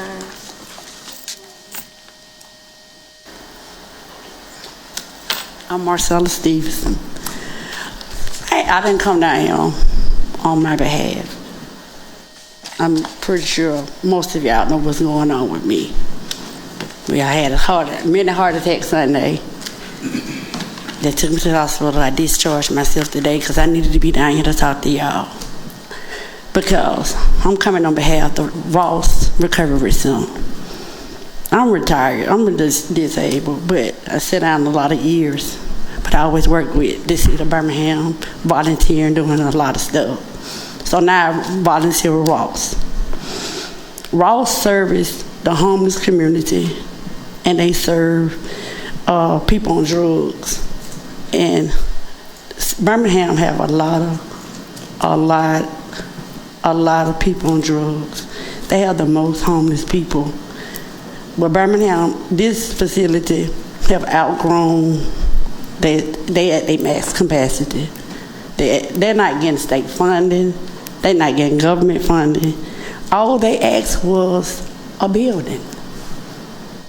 They want an empty building to be able to house the homeless, and they would service the people in court. They help them go to court. They advocate for the folks in court. And then some of y'all came down there. I don't know who came down now. I know the mayor was one. Came down there, took pictures with them, told them he would send them to his attorney, what they say he said. He would send them to his real estate, and they offered them $1 million. They don't got $1 million. Really, they helping Birmingham, they helping y'all, because all those homeless people is down there. They run out of food that they have to buy to pay these food. I took some of my food down there for Sunday, from my child getting killed Sunday, down there to feed those homeless guys and women. So it's a need, and that's all I'm asking them, y'all, to help Ross. Their address is 3616 Fifth Avenue South. They need help. They ready to get out of Birmingham and go to Bessemer. Bessemer don't need it. Birmingham need it. Bessemer don't have the majority of the homeless people that Birmingham help. And people on addiction. So that's all I come down here to ask. If somebody could help them get a building, they say they would go in, tear the building out, refurnish it. They ain't asking for no money. They just need a bigger space. Okay, so what's that's why the current address, Ms. Stevenson? It's 3616 Fifth Avenue South. I actually don't even supposed to be at the hospital. I discharged myself to come down here and make this meeting on behalf of our city and our people. But it's a need. But that's all I'm asking y'all to do, is help them find an empty building that's big enough to house them in our community, our people. Thank you. Chief. Yes, ma'am. Good to see you. Certainly hate to see you under these circumstances. We've been in conversation with Mark. I think Mark Litvine, right? Yeah. Mm-hmm. So we're very aware, and our Innovation and Economic Opportunity Department has been actively working to try to identify the space. The mayor is very supportive of it also. So I'll do some follow-up with both you and Mark to see where we are on that request. But yeah, because Bellsman gave them a building, but I asked them, I said, let me make it to the city council. That's the reason I dismissed myself, because I knew city council meeting today. And let me go down there and talk to them, because they got a building in Bellsman, but Bellsman don't need it. Birmingham need it. All the homeless folks, we need to take out homeless folks. They go to the courts and they get the folks out of that they's finna lock up. They help them go through the drug programs. They have drug classes for them every day to keep them out of jail and offer opiates and Percocets and all the drugs and alcohol. And it's growing bigger and bigger and bigger by the day. Thank you, Ms. Stevenson. We appreciate you. We also appreciate the mayor's administration trying to work with this. As a council, we are looking at opportunities and ways to work with the homeless community and to work within our own structure from a committee standpoint to see how we can increase this dialogue. So just give us some time, and we want to look within ourselves as to how we can better advocate and put this message out. Okay? Yes, ma'am. Thank you. Thank you so much. Appreciate you. God bless you. On that note, Chief, I do want to ask, I've had a resident that wants to bring down and provide blankets, food. Do they have to sign up for bringing items out to Lynn Park, or is there anyone they should talk with to make that more effective? Yes, so we would actually request that they would touch base with Mr. either Don Lupo or Elena Melton. And to streamline it again, Madam President, you can send it to myself or either Chief Mitchell, and we'll connect those two. Okay. But for service to the homeless population, we'd ask that they streamline it between those two individuals. Okay, thank you very much. This is an individual that has some items that they like to bring down. Yes. All right. Thank you. Is that in our speakers list, Mr. Clerk? Thank you very much. We want to thank the officers who are on duty today, Cedric Pinkert, Ken Morris, and DeMarcus Blanding. Counselors, I do want to remind you, we're all supposed to get together Friday, 8:30, for our mayor council retreat. We'll see you at 8:30 Friday. Come on early. Lawson State, District 7. Oh, yes. Yes, you can. District 7. Oh, District 7 so far away. Okay. All right. We have jokes. Thank you. Specific location. And look at your email. You've been given a map, and there will be ambassadors there to greet you. All right. So thank you all. Remember, we get there early. We start on time. We get out on time. Mayor's team, we'd love to see you all there. Thank you. All right. Do I have a motion to adjourn? Motion to adjourn. All in favor, let it be known by saying aye. Aye. Thank you all. Don't forget we have these videos coming up. Thank you. All right. Thank you, Council. Hey everybody, Councilor Clinton Woods here. We're out on a Saturday early in the morning on Roebuck Drive. Councilor Moore here, District 4. I'm actually just glad to be out here to help along these District 4, District 1 lines. Got the trash cooking technique. You like a onion? Or you want to go right foot, right arm, extend? So you're going to teach me how to do that? Right, yeah, Councilor Moore, he showed up, he got here, he had his uniform, everything, he had his own personal litter picker upper. Yeah, I'm gonna go ahead and pick this up, because, Councilman, we had missed that. But, I think what he found out today in District 1 is that we just know how to get the job done. We use what's available to us, and we get out there and make it happen. Bags on top of bags, we work quickly, we work efficiently, and I think what he learned today, he'll be able to take back to District 4 and improve his litter cleanups. Clinton was saying that he needed a little help because, he wanted to know how to do it right. He wanted to know how to do it right, starting with the equipment, making sure that you come prepared, all right? Because, when you're getting off into these weeds where you have trash, you need to make sure that you have the proper attire. Doing more with District 4. But then also just, show you how to do it. We've been able to pick up a lot of trash, and I'm glad that now the streets look very, very good. Hey, how you doing? Yeah, we're talking to neighbors as well. It's just a beautiful day, and we're just glad that we could, come out and help District 1 and show them how to get it done. So I just want to circle back and just really ask people, let you know there's so many other options than throwing your trash out the window. You stop at the gas station, throw your trash out there, you get home, put it in your trash can. There's trash cans everywhere, so I just want to ask people to stop throwing trash out of the window. I know we had us a lot of back and forth banter about who could do it better, but in all seriousness, I think it's important that, not only as councilors, but as neighborhoods, we support one another. So we're out with a group of volunteers. We're making a small impact, but the city also has crews that work for the city. They go out all over the city picking up trash and litter.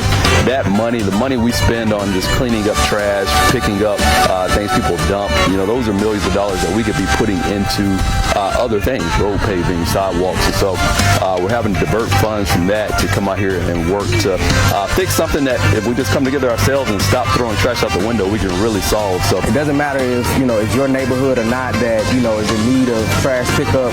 I think it's really important that we work together. Stop throwing trash out the window. Be litter free. I don't know how y'all do it over here before. Well, first of all, in District 4, we come ready with the right equipment, right? Because we don't want to have any flimsy pickers that'll fall apart. Super duper handy dandy, picker from D4. So, yeah, man, we don't come to play. Good morning, everyone. This is Councilor Moore, and these are your D4 announcements. So before we get started with the D4 announcements, I wanted to just tell you that we're here at the Inglenook Library in the Inglenook neighborhood. Wanted to just give them an opportunity to talk about some of the great things that they have going on here. I'm standing here with Matt, one of the librarians here at the Inglenook Library. And Matt, if you could just kind of tell us some of the things that you all do here. What days and times are you all open, and how can the community get involved with what you all are doing? Right. Well, the Inglenook Library is open Tuesdays and Thursdays, 9 a.m. to 6 p.m.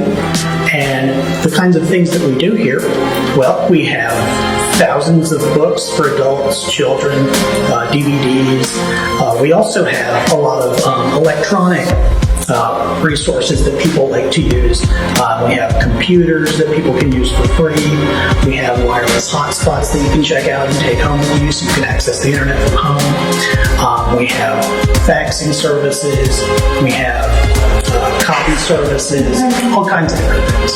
Cool. So listen, if you are in the Inglenook neighborhood, make sure that you come out, check out the library.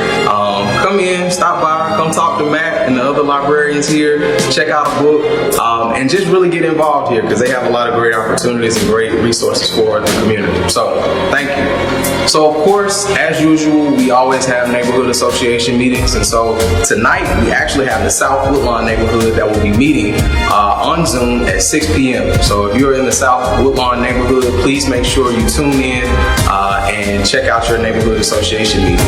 On Monday, we will actually have the Kingston Neighborhood Association that will take place in person at the Royal Event Center, and there will be a conference call available. So if you need those details of how to get involved or how to call in, please make sure that you go to the Birmingham City Council website, check out the District 4 page, scroll down, and we will have the details for you to click on to get those calling numbers or all of that information.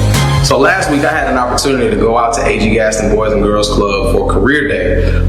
Really enjoyed myself, had an opportunity to talk to them about the life of a city councilor, how they can get involved as citizens, and really use it as an opportunity to get information from them about what are some of the things that they care about in the city. What are some of their concerns? What are some of the things that they want to see change? All in preparation of building up the youth council. The youth council will be a great opportunity for young people to actually represent the interests of other young people in this city. I think a lot of times we don't give our young people enough credit, and we definitely have not given them enough platforms to actually be able to voice those concerns. And so the youth council will serve as a place for them to actually do that.